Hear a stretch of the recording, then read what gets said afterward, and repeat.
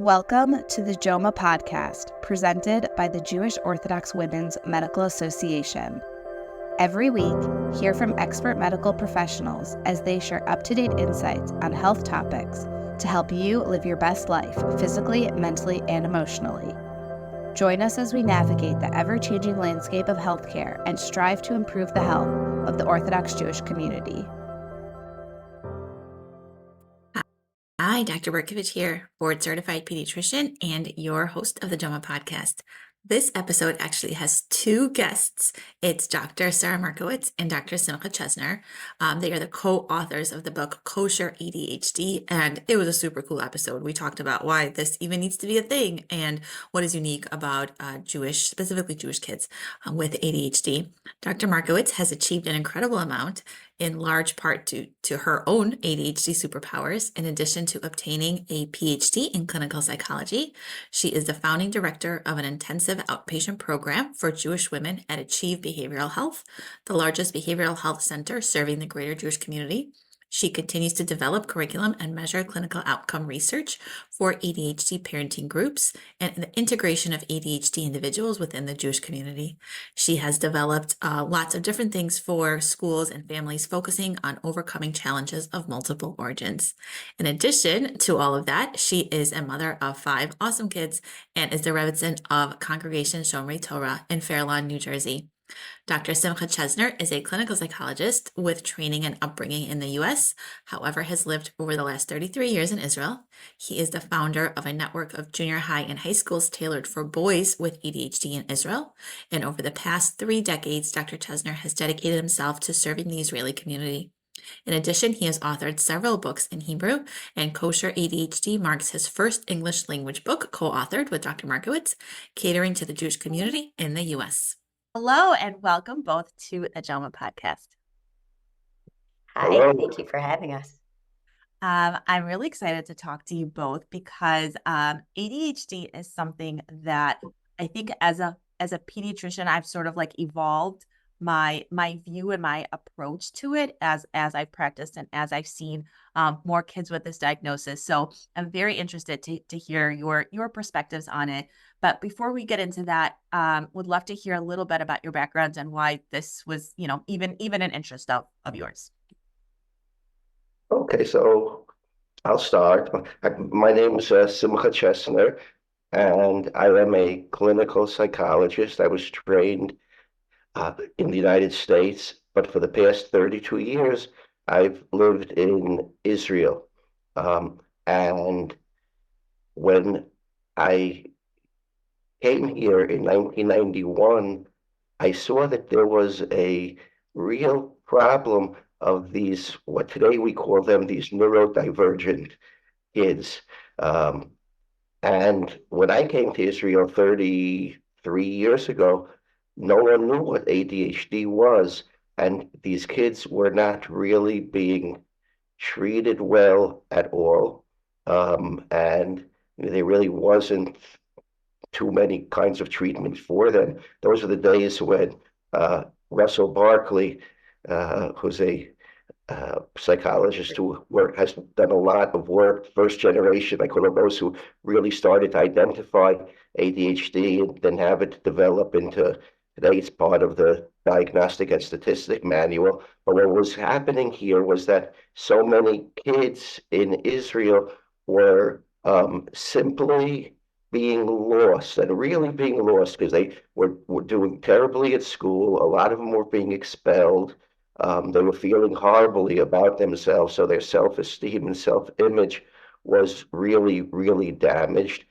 And what I came to see very clearly here was that the kids who had come from what we call religious families, right, whether they were more centrist, Orthodox, or Haredi families, by the time they were already in high school and finishing high school, many of them didn't finish high school, but they were just they had no connection to anything Jewish. And they were simply in hundreds, thousands, just leaving the connection with anything within the Jewish community, not because they had problems of faith, but because they were so disenchanted with the Jewish community, where the primary interaction was that they were the black sheep of their families, they were the problem kids in the school, and we felt that.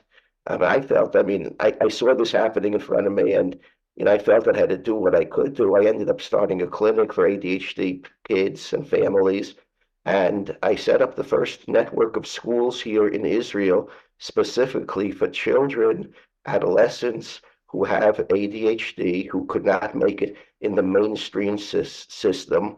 It was called B'nai Chayil. It still exists to this day.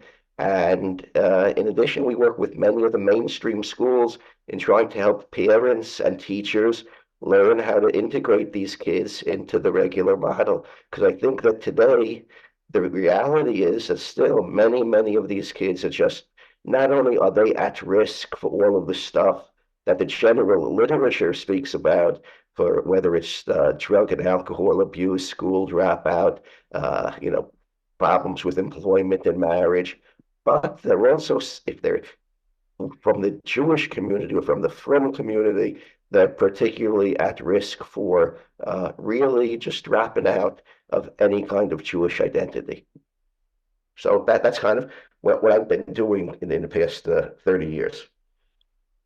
Fascinating, and it's really incredible you were able to launch this organization and the support structure for these kids. And I think I would agree with that there's a tremendous amount of risk that these kids face. Dr. Markowitz, what's kind of your background and connection to this?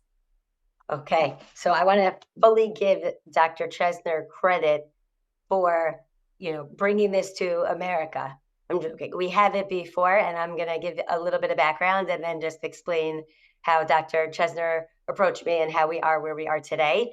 So I am a clinical psychologist. I really went into, I think probably I would say that first and foremost, I really work on behalf of the community, care a lot about the klal, and that's where I come both in my clinical work, as I have a PhD in clinical psychology. I am the founding director of an intensive outpatient program for Jewish women at Achieve Behavioral Health in Muncie.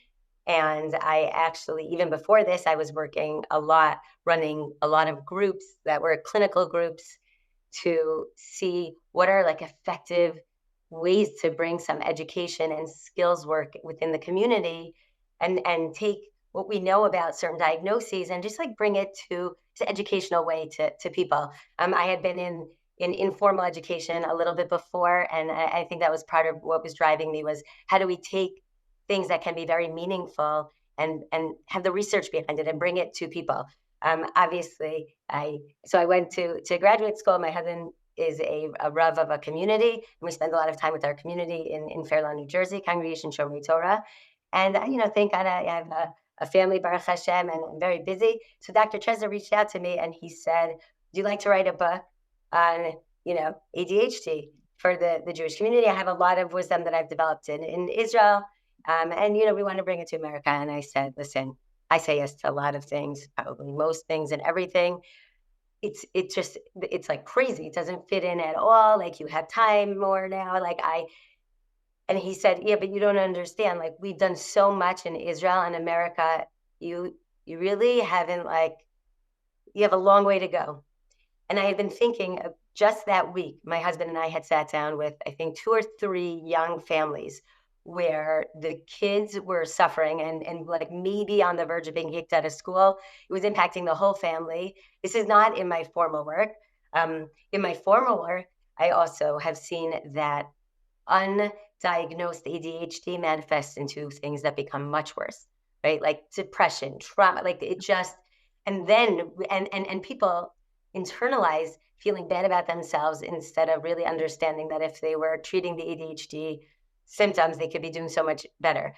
So I said, okay, fine, let's do this. And so I jumped in. I really believe, so I had to pivot because there is a lot going on, but I genuinely believe that this is something that impacts the cloud, that if we can embrace it differently and bring the wisdom, I think that we have to both develop, but really Dr. Chesner has developed significantly within the community in Israel, within the Frum community, that I have seen in a lot of ways within the work that I do. I believe that we can really have a ripple effect in our community internationally and in America. And I think we could do a lot better. I think you're right. I think there's probably still a lot of opportunity for us to take better care of these kids, both as clinicians and as caregivers. One thing that I didn't really fully appreciate was the uniqueness of kids who are in the Jewish school system and their unique challenges of having ADHD. When I first started practicing out of residency, I was just working as a regular pediatrician in the community, and most of my patients weren't Jewish, and so I was taking the very conventional approach. And then a few years ago, I was in Borough Park, and I was giving a talk, I think just about like general child raising things. And we mentioned ADHD just very briefly. And I talked a lot about kind of the conventional approaches in terms of structure and making sure you have a good routine and a schedule and all of that. And afterwards, one of the mothers asked a question. She was like, listen, my son doesn't get home from yeshiva till 10, 11 o'clock most days. And so this opportunity that you're talking about of having a routine and a checklist and all these things at home, like, how do we do that? And I was like, oh, I don't know how to do that. That sounds really hard. Yeah, my kids aren't that age yet. So I really didn't appreciate that challenge. So that was really eye-opening for me. And you probably discussed this a lot in your book. There's a whole section in your book of like, what are the unique challenges of Jewish kids, of observant kids with this diagnosis compared to somebody who is maybe secular? Yeah, well, I think, you kind of, you just brought up one of the main ones was, we have a very, very strong emphasis on education. Now, this is good. I mean, we don't want to say, well, we shouldn't have a strong emphasis on education. And so, we have in the United States, there's a dual curriculum, and in Israel, kids who go to religious schools, whether it's in the religious community or the Haredi community, they have longer hours, significantly longer hours. I think being in school till 10 o'clock at night, you'll never hear that. I mean, secular schools here in Israel get out 1 or 2 o'clock in the afternoon at the latest. So there's more to learn. Learning has a real, I mean, it's connected to holiness in a way, if you can learn. So in some ways, I think in many communities, your ability to learn Gemara for boys, it's almost like a rite of passage. It's like a sign of masculinity. And if you can't do it, if you're not great at it, so then you begin to, be overwhelmed with feelings of inferiority and the like. But then when you just think about the regular things that a religious person does in his day, whether it's davening, for a lot of ADHD kids, davening is exceedingly, I mean, for all people, it's difficult, but for modern people, at least, it's difficult. For ADHD, it's often like being put in a torture chamber, and the most, what I find that the most, I ended up working in schools for about 20 years. I found that the most common directive that teachers would give to students when it came to davening, I mean, in America, it's probably a slight variation on what, Israelis go, no, no, no, no, no, no. I mean, that's basically it. And, you see that these kids don't have the foggiest idea what they're supposed to do. They're looking around and they're not sure what everyone else is doing. And, so davening is often like a nightmare. Shabbos is often a nightmare. The Shabbos table is a nightmare. We are coming up in about a month, the holiday of Purim. We're offering a webinar on, coping with, surviving and thriving Purim with the ADHD child, because, see, all of these things that are part of our religious observance, on one hand, there's great potential in them because they're all kind of structured. They're structured behaviors. And ADHD kids, they need structure and they like doing things when they know the steps, and they can do it. But if it's not presented to them in the right way, it will kill them. And so, unfortunately, it wreaks a lot of havoc and mayhem. And I think, we're calling, well, we've struggled with the name a lot. We're calling our Purim workshop or webinar from mayhem to merriment. And, just trying to give parents a way of how you can deal with these kids. And I wanna add to that ADHD is like a really, like, the name itself is it's like a misconception, right? Like it's like, oh, the kid had trouble with attention. Is it hyperactivity? Impulsivity is not even in that. Like, what does it actually mean? Right. So, but if you think about it, it's really challenges with like the executive functioning. Like, it's the part of the brain that really helps you like execute like long-term, you'll hold on to this like long-term idea, some goals that I have in mind, values that I want to live by, and I hold on to it, and I can take the steps necessary to get there, right? Like I know that there's this Hashem that I'm davening to, and I can push through what might be like words that it's harder to connect to, but I can do that, right? Like I can push through, and I can sit even though it's hard, and I have a milas batorah, someone says something, and I want to say something back, but I'm not going to, because that would be it'd be chutzpah, it'd be like disrespectful, right? But if your brakes are broken, if the part of the brain that like puts the brakes on behaviors, that says like I have to just like stop, I have to not jump to whatever's next, the thing that looks most exciting, I have to follow through, like and when your brain is like not primed for that, it gets a little bit bored more often, right? And there's so much more that you could read in the book to understand why. It makes access to be having Jewish life much harder.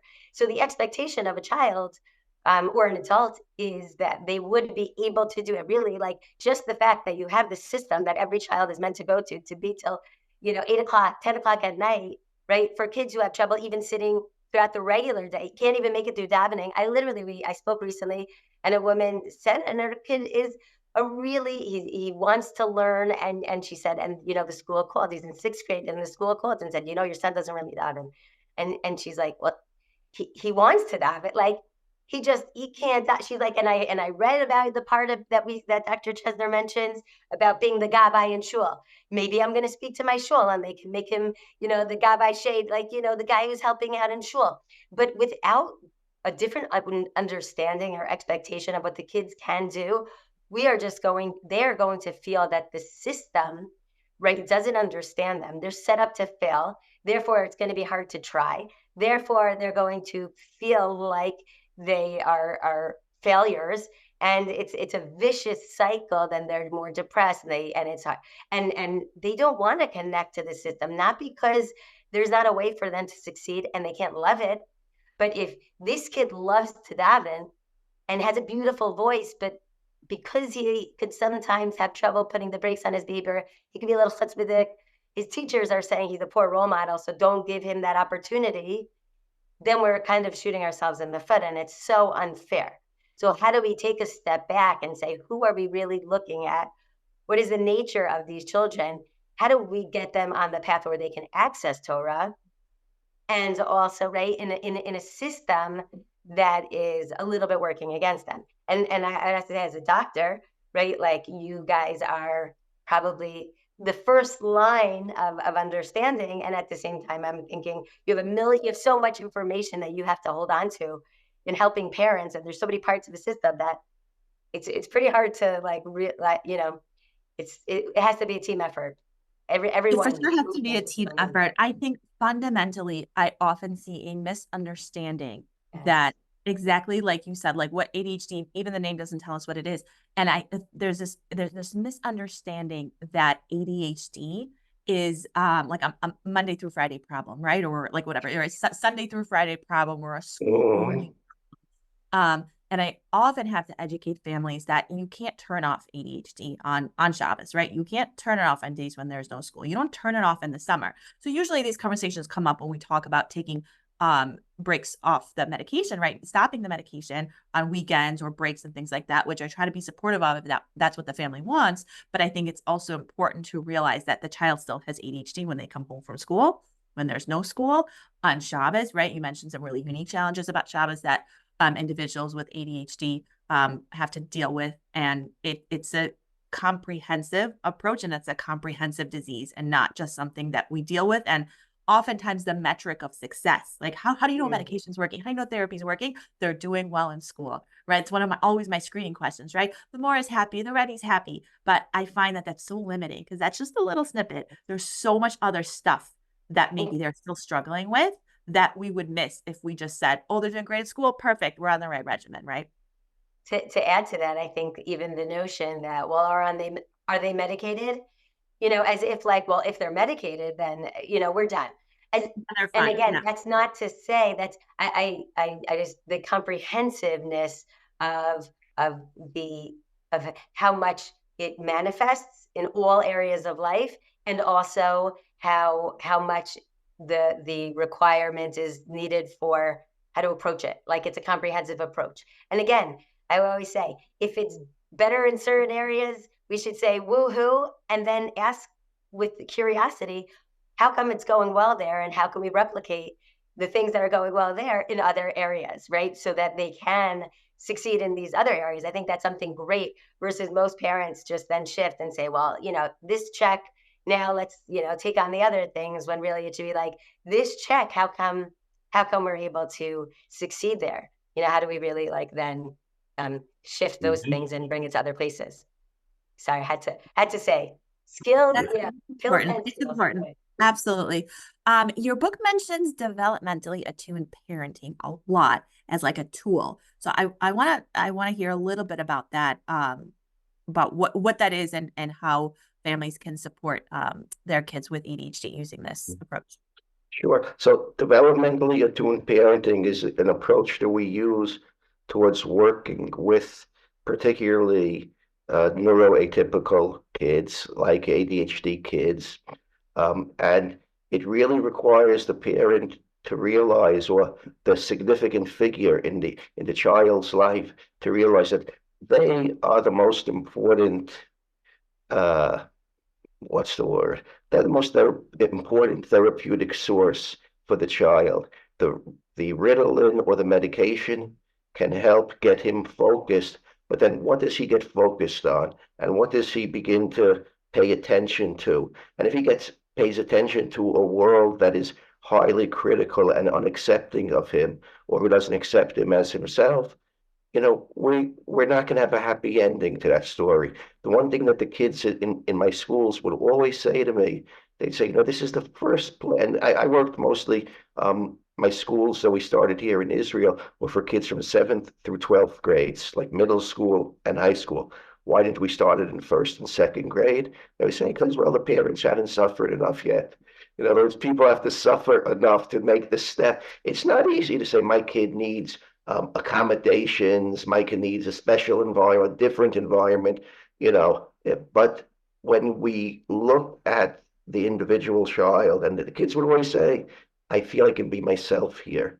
I feel I don't have to be someone else. And what we try to do is very much work with helping parents and kids and teachers understand that this child is not inherently evil. He doesn't want to be a bad boy. He kind of has very little choice to be other than to act that way. It's hard for him. It's really, really hard for him. Just like maybe 50 years ago in schools, they would look at the kid who could not read well, and he would get hit on his knuckles and said that he's lazy. Nowadays we understand there's learning disabilities that are hidden disabilities. So we also see the behavioral disabilities are also, if a child hasn't grown up in the jungle, but he's grown up with a fairly, whatever, I still haven't met in all my years of work, I still haven't met the normal family, but if he's met somewhere within that normative range, then the kid, unless the child is psychotic, and thank God very few children are psychotic, um, they want to do good. They want to be good. They don't like being criticized. They don't like being marginalized. They don't like being expelled. But it's hard for them. So when something is hard, if you're a compassionate person, or if you try to cultivate compassion, you'll help them. And you'll say, I'll do this for you. I mean, I view the different medications are part of that. It's a compassionate act that if you're going to send a child to a school where he has to sit in a classroom with 20 other children, well, it's compassionate to give him medication that will attune him. See, I would say that's developmentally attuned parenting. That's an example of it. You prescribe medication. If you're keeping them in that environment, help them to be You have to attuned to support that. them. You have to Right. support them. Yeah, we call ADHD. It's a biosocial disorder, and in the sense that there's certainly the underlying biological neurological temperament. And this comes together with a social situation, an environment that is like really hostile to these kids. Because, these children need quick stimulation, a lot of excitement, changes. They feel comfortable in that. So, when you think about just those few words that I just said, and you compare it to what goes on in the average classroom in the universe, school often becomes like a torture chamber for these kids. And then if they have to be there for 8 hours a day, 10 hours a day, I mean, you can't even imagine how terrible it is. So we really need to think about how we can really make our families and schools and shuls inclusive places. I mean, Torah Judaism is meant to be an inclusive thing. It's not supposed to be for the elite. And yet, to be a Jew today, um, certainly in the United States, I was a Jew in the United States for many, many years. You really have to be kind of elite. You have to be pretty smart. You got to be pretty wealthy. You got to be, and if you're just out of the box, you're going to get in trouble. And a lot of the kids get in trouble. And, we all hear the stories of the few who find themselves and make it in spite of. But the reality is, if you're not, the overwhelming majority don't. And we really want to change that. I mean, and we feel we can change that if people begin understanding that these problems aren't going to be solved with a pill, and they're not going to be solved with a therapy session or with years of therapy sessions. It requires something a little bit different, a way of viewing it differently, and really a concerted effort by an entire community, that the community makes a fundamental shift. That right now, the basic feeling in the community is we can't afford to help these kids. And what we're trying to say is you can't afford not to help these kids. Because, I mean, the havoc and damage and the loss of life and our basic values as Jews, something is really off here. Once we start just writing these kids off and we start expelling them from our schools, and then the type of kids who go into shul is like this, torture also, and the rabbis are so happy when, the little boy who's usually running up and down the aisles is not there that Shabbat. So, we really feel that particularly the Torah community needs to be made aware of this and There's so needs much to, that can be done. yes, because we can change it, but it's hard because it's really, really hard. It will require making real paradigm shifts in how we view what our job is. And, I mean, Jewish education is just such an example. You see people, it's very elitist and competitive, and Right. And some things have shifted. I think one of the challenges is that there's a fear sometimes, that maybe fear is one of the words, that if we understand, like if we shift to understand these needs and embrace them also, then maybe it will dilute the whole system, right? Which is not true. It just means more intentionality, because a lot of people want all these things. And can there be intentionality and attunement to all different types and valuing like these multiple intelligences? Is this something that we can have access to within Yiddishkeit? Because again, right, like, from the adult perspective, if you have a husband and a wife, and the husband is having trouble getting up to go to minyan, because one of the challenges that certain people, maybe who have this certain brain, temperament, is that it's hard to shut their brain off at the end of the day. It's hard to turn it on in the morning. So it might be hard for this person if they don't know they have ADHD, or they don't know what that actually means, right? And they don't own it, because I think a big thing is that the less shame around it, the more you could own it.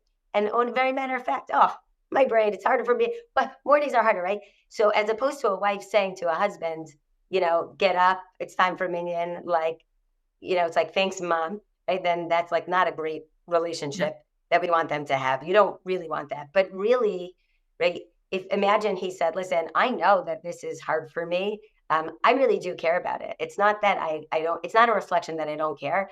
Would you mind waking me up? Right. And then she tries to wake him up and it's still a little bit hard. Right. And he gets that. So then now he's empowered by asking, he might need support. I might need, I need support when I'm doing certain things in order to succeed in the many tasks that I have as a mom, to be like a Jewish mom, Baruch Hashem, with a job and with children and everything that we need to be on top of. It's a lot. And then if you have ADHD, it's even more.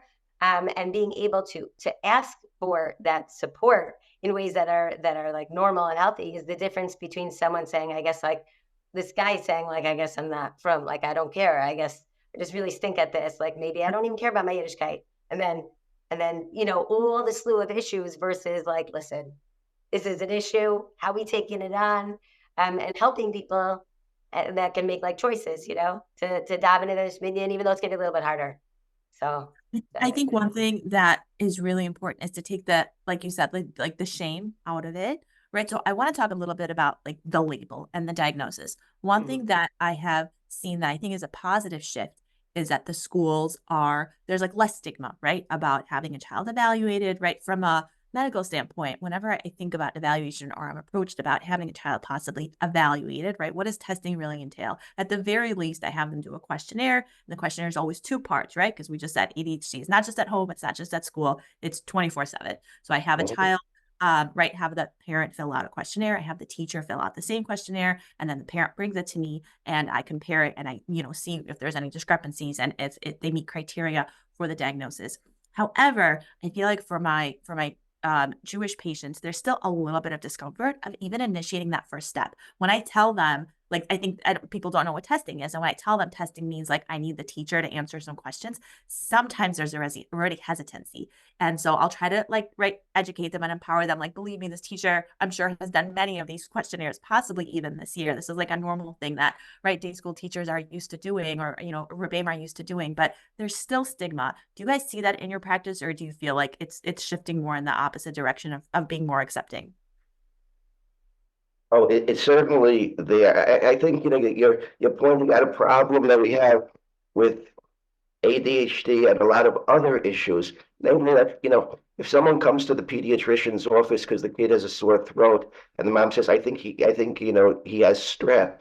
So, you'll do a test, and the test will show you the level of the presence of this virus within the child. So, oh yes, yes, today, if person doesn't feel good, so they do a corona test, and we don't have any of these markers yet for ADHD. So what do we have? We have questionnaires, which are good, because the reason they're good is because they've been given to a million people. I mean, it's not as if there's some sort of secret, I mean, we're kind of, I would say maybe we're like primitive, or maybe this is as good as it's going to get in these type of things, because it is a biosocial, it's a many-factored thing. You can't just, even with like the new, MRI studies and, fMRI studies that show, oh, wow, look, cool things, we can see about ADHD brains seem to function a bit differently than the typical kids' brains.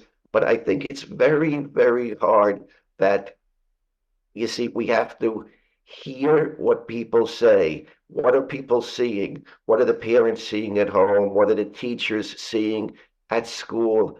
And then, as opposed to naturally develop a judgmental and critical attitude towards what is seen, to be able to view it in a mindful way without criticism and without judgment, and say, okay, how can I help this person? I mean, those questionnaires, if they're going to show that the child is showing more impulsive behaviors than 97% of children of his own age group, so we're going to say, yeah, this kid looks like he's behaving like an ADHD person. And in the absence of, trauma within the family, blah, blah, blah, blah, blah, then, it's reasonable to assume that something like, a medical approach is going to work.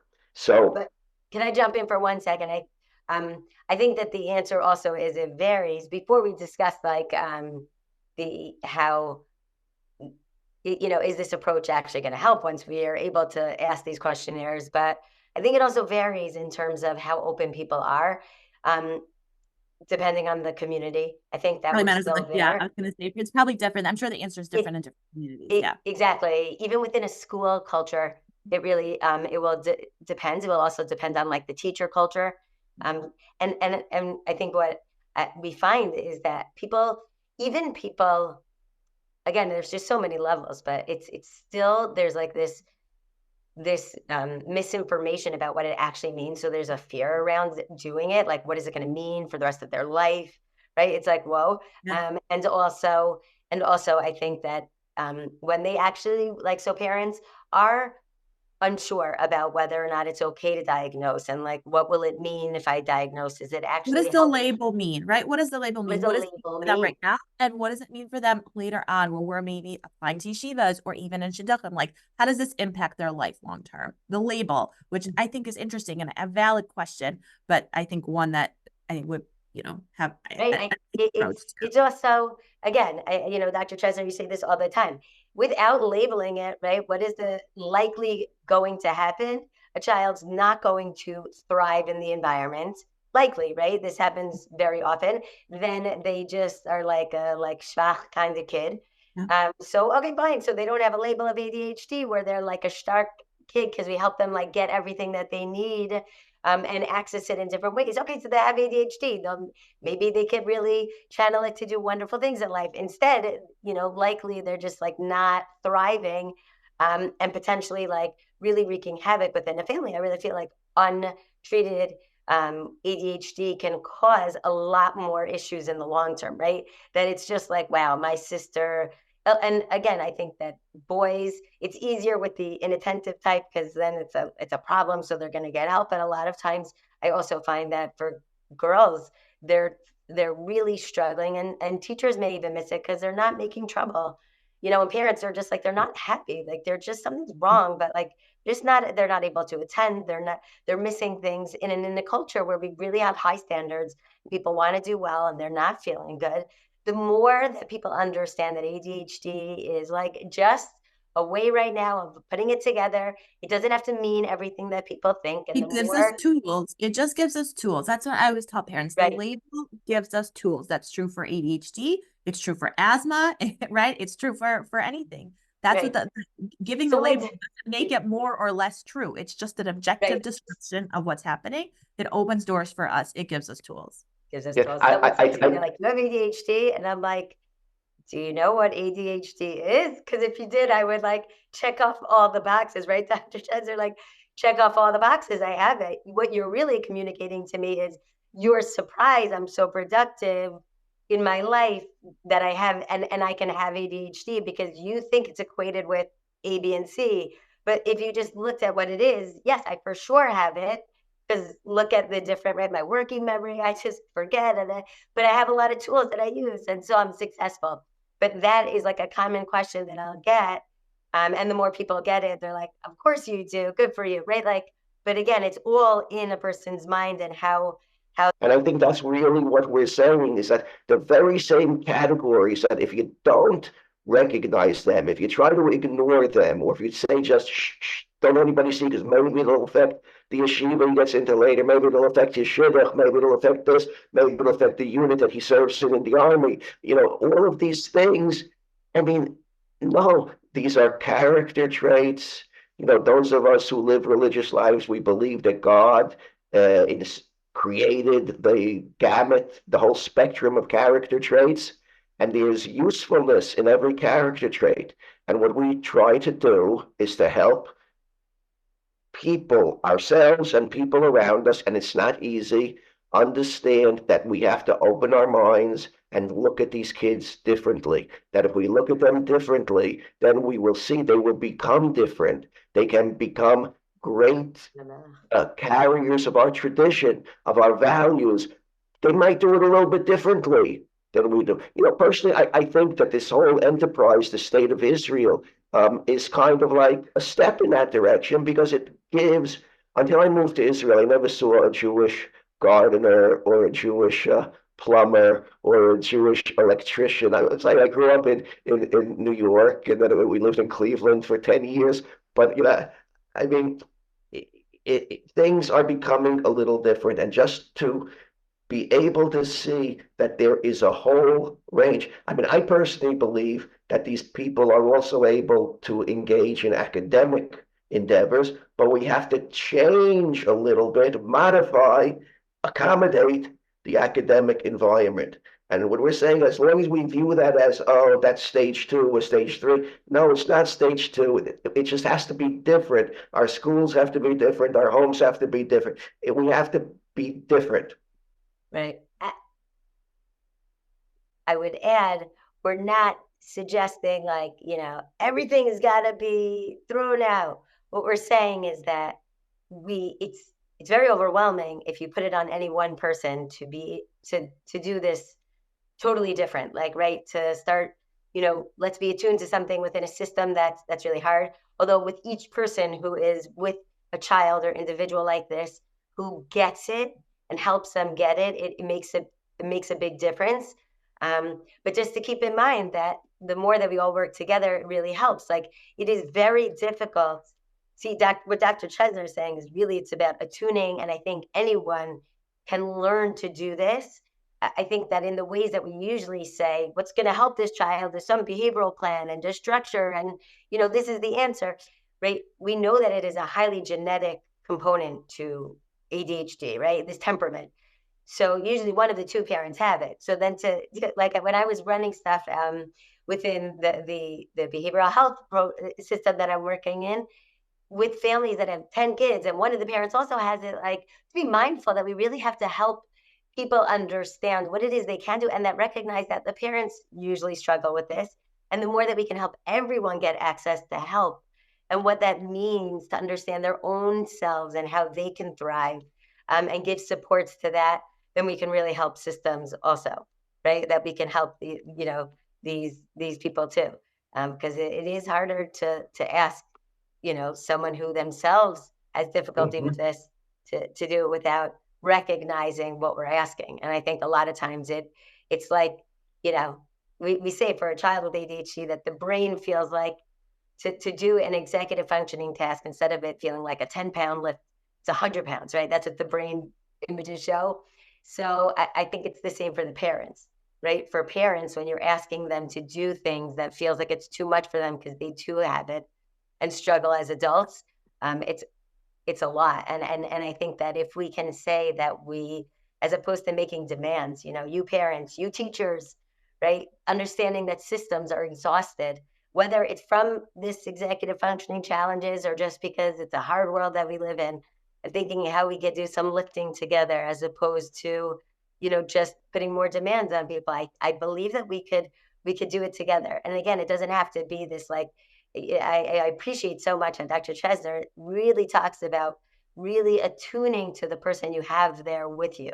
Attuning, we could even just start attuning more within the systems that we have, not being afraid to attune, because then that gives us a davening. Yeah, I think that's a beautiful approach, I think, across the board, and not necessarily for individuals who are neurodivergent or ADHD. I think being attuned and figuring out, listening to what people need instead of just deciding what you think they need, I think is probably a good approach, right? When we talk about how we interact with kids of all spectrums. I do want to touch on one thing very briefly that I think really all three of us have sort of been circling around, is that there's a tremendous amount of variability and how ADHD presents. And I think people have this like stereotypical ASAP, right? Or whatever they think, like it's that naughty kid running around. It's that kid causing 10-year-old boy. Right. It's always a 10-year-old boy, right? Or it's this like Yeshiva Bakar who's kind of like wandering around. And that's very much not the case. We know there's a lot of variability. We're still learning about all the different ways this presents. And I think it sort of contributes to this notion that ADHD is both over-diagnosed, because sometimes it seems like an easy fix. If we think there's something wrong, we can slap a label on it, give a kid some Ritalin and hope for the best, which I do not support, and I don't think anybody does. But there's a misconception that happens often. But it's also underdiagnosed because we sometimes don't recognize that a child is struggling. And right, we know in girls it's very much underdiagnosed because it can present a little bit differently. And so I think it's important for parents and teachers and anybody who interacts with kids to be aware that that's something that maybe seems a little bit different or a little bit off. Or if you see a kid struggling, at least have this as a possibility. You guys both, right, spent a tremendous amount of effort and a tremendous amount of the percentage of your CLAL work collaborating on this book. Can you discuss maybe a little bit of how families, teachers, or anybody can really use this as a tool to help people struggling with challenges about ADHD? Okay, I'll try to make it say very briefly. In general, we can divide it into two parts. One we've spoken a lot of, but here is we've spoken about both of them actually. One is in psychologically or in our minds, mentally, how do we perceive it? We work with a model we call the 5 Ps. First step is perception. How do we perceive, what our perception, like, is he a bad kid?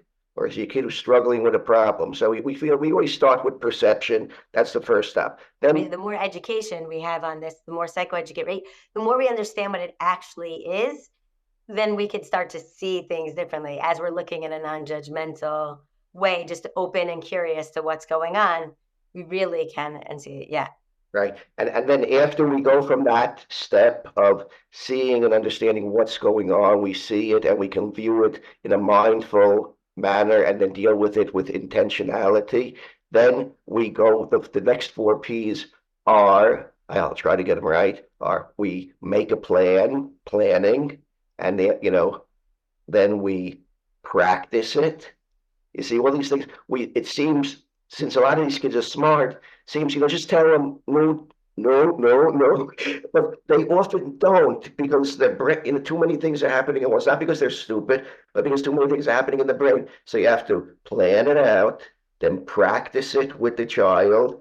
Then the child actually performs it. That's the 3rd P. And then the final P is we praise them for it. And we try to develop that cycle of perception, plan, practice, praise. I'm missing one. Perception. Praise and perform. Right, praise, perform, and then praise. Right. And so we try to do the 5 steps with parents and children and teachers, and it forces everybody to slow down. Nobody wants to slow down, but one thing we know is that if you don't slow down, you will not be able to help these kind of children. And as you pointed out here, boy, this stuff sounds like a lot of good advice for everybody living today. We need to slow, and yes, it is. We're entering it. We kind of live in an ADHD universe now. I mean, everything is so instant. We're so not used. I mean, I still remember when you turn on your television set and you had to wait a few seconds before the screen came up. And I said, well, nowadays, right away, computers getting faster and faster. We're doing this Zoom session. I mean, we couldn't have, I'm sitting here in Jerusalem and you guys are, I don't know where you guys are actually, but, everything is happening so fast now. We have to slow down. There's a wonderful book by Daniel Kahneman, who's an American Israeli who actually won the Nobel Prize a couple of years back. It's called Thinking Fast, Thinking Slow. I love that book. That's an excellent book. Right? Yeah. And so it's really, really just learning to slow down. If you don't want to make some very serious mistakes in life, everybody has to slow down. So I view ADHD kids as they're always thinking fast. They're thinking so fast and they're making so many mistakes and getting into such trouble only because, as Dr. Markowitz said numerous times already, they don't have the brakes to slow down. So we have to figure out how to do it. So that's really what we do. We think, and as much as each person can be creative, we make up ways. We have all these different words. We make up things to help them with their working memory, which is a big thing we call the WOMACs, working memory activation. Right? But I'm saying it's so much of you gotta understanding really what it means. I think we can educate, but in the end of the day, people know what ADHD is, but it's not something.